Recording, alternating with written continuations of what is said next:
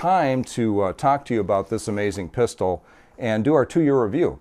Many of you have seen my initial review on this firearm. If you haven't, I'll annotate it here. You can go back and take a look at it. I have updated the grips. This is JS gun grips. These are custom grips that actually I won at a contest, but we can get into that later, if at all, because you probably don't care about that. But love these grips, very, very nice, and I will annotate JS gun grips down below. Great guy, does super work. Have been very, very pleased with these. This is the 2-year anniversary, in my mind, of the Ruger SR1911.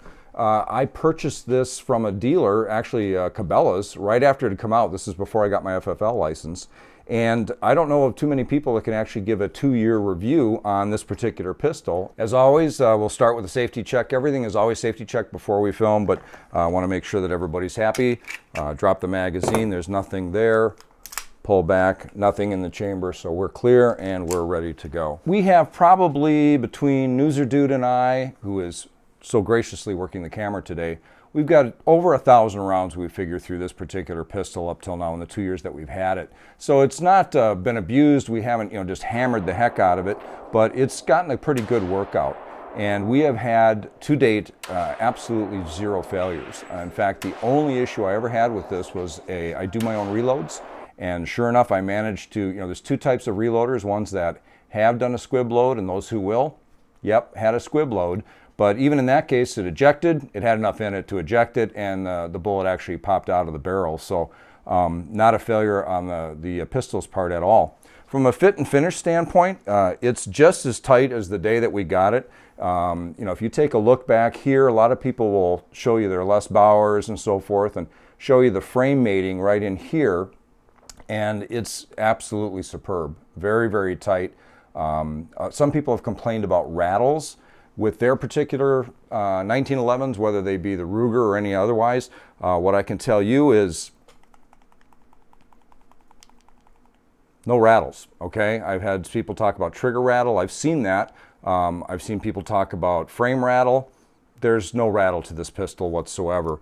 Even dropping the hammer, there's just nothing that's making any noise. So I've been extremely pleased with the fit and finish overall on the entire pistol and the way that it's worn. We'll tear it down a little bit later and I'll show you, what has worn on it, the typical wear spots. But this is as tight as the day we bought it. I have detail stripped it on a couple of occasions to clean it out and to frog lube it. That's another video that you can take a look at. I'll annotate if you want. But excellent, excellent pistol. I would put this up against virtually anything that I've shot. I have shot the Magnum Research, which I was very, very unimpressed with. And I'm not trying to bash any manufacturers. I don't want a bunch of hate mail on this. I'm just giving you my experiences, what happened with me. I was very, very disappointed in the Magnum Research, particularly in the safety. The thumb safety on this has got a very nice, positive click. There's no looseness in that whatsoever. On the Magnum Research pistol, boy, that sucker just rattled and rolled all over the place. It had a real sloppy fit in the slide area. I was really unimpressed. I've also had the opportunity to shoot and have reciprocity, have that person shoot this one as well. I've shot Kimbers. I've also shot Colts.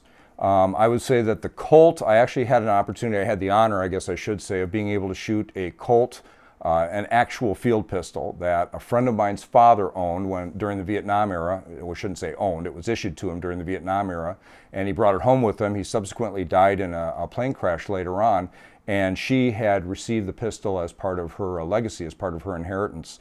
And I got an opportunity to shoot that and felt very honored to do so. The Colt, is, by a lot of people's standards, is the gold standard of the 1911, and I have to say I was very impressed with it and would put this pistol up against it any day of the week. I thought it was probably the best one in terms of comparison based on others I've shot. I've not had a chance to shoot any of the Springfield Armories. I've heard good things about them. I have played with them, touched them, fondled them a little bit, and again, I just wouldn't put it up against this, especially for the money.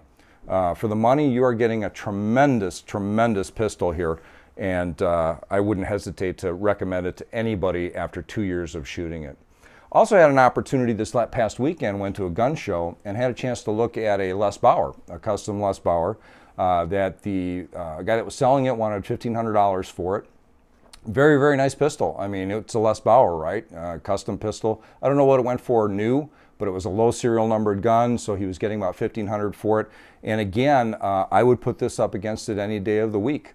That's my personal opinion, and I realize that there are things that go into those pistols that don't go into this. You know, those are hand fitted. There are differences. So I'm not trying to bash it or say that they're not worth the money. I think anybody should buy whatever they want, regardless of the price. If you want it, buy it.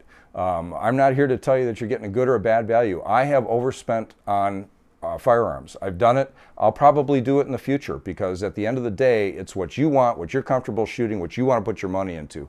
So again, please don't bash me for saying, you know, comparing this against the Les Bauer or any of the other custom pistols, because I'm not going to listen to it, and two, you know, I'm very happy that you're happy with your firearm. So let's talk about some of the wear. I talked about that before, and as I said, it has worn extremely well. If you take a look at the slide inside there, I don't see anything untoward. The rails are nice and tight and clean, as they've always been. The breech face is in excellent shape, excellent condition. And you know, you don't even see any of the typical wear that you'll normally get along here. It's very, very faint. You might be able to see some of it. I'm not 100% sure, but it has held up tolerance-wise very, very well. As I talked about in my last video, and actually did it horribly, in this particular pistol, the barrel and the bushing both get manufactured at the same time. They get cut out of the same bar stock. So once it's cut out of the same bar stock, it travels as a pair through the rest of the manufacturing process. So these are actually two mated pieces in the manufacture of this pistol. And it's one of the things that I think leads to the fact that, you know, it does not wear much at all. The barrel, the lugs, there's no noticeable wear in the lugs at all. Just typical stuff for the barrel, nothing untoward. You know, the loop is held up very, very well. Frame itself, excellent, excellent condition. Again, the frame rails, if you look at the frame rails, nice and tight, nothing there, nothing along the top side here. It's just held up extraordinarily well. I do have a dummy scratch in it that you may or may not be able to pick up right there, but that's me taking it apart and putting it back together. That's certainly not the pistol's fault. I like the fit and finish on this pistol. It's worn very, very well. But I don't see anything in this that doesn't make me believe it's not going to be a legacy piece that I'm going to be able to pass on to my son. That's the intention, and I know that he's looking forward to that day, hopefully not too soon. So the Ruger SR1911, availability.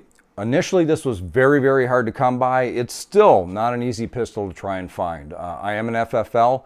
I have ordered probably 4 or 5 of these for clients both in Minnesota, which is where I reside, as well as throughout the country.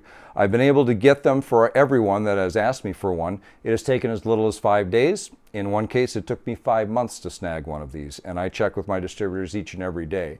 But I do think it's starting to ease up a little bit. I think they are getting easier to find, and I know, you know, why they're so popular and why they're still difficult to get. It's got a ton of features that you need, and it doesn't have anything that you don't need, and it's got it at a terrific price point. So go back and check out my first video if you want a complete review. But thanks for stopping by to check out the follow-up after 2 years. I still put it on my highly recommended list. Thanks for stopping by, Crucible Arms, and we'll catch you next time.